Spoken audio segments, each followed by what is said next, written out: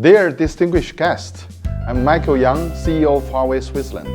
You are cordially invited to join us in the Innovative Data Infrastructure Forum hosted in Munich, where we can invite some of the best ICT talents to share their innovative ideas, exploring forward-looking industry insights, with deep dive into the digital transformation success stories to accelerate the sustainable and digital transformation.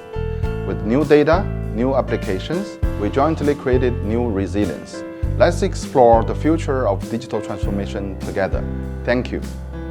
Hello everyone, I'm Tony, Director of Swiss EBG. Welcome to the IDI Forum in Munich.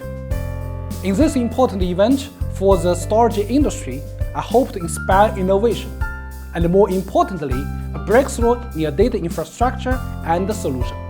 So join us on this vibrant platform. I'm looking forward to meeting you there.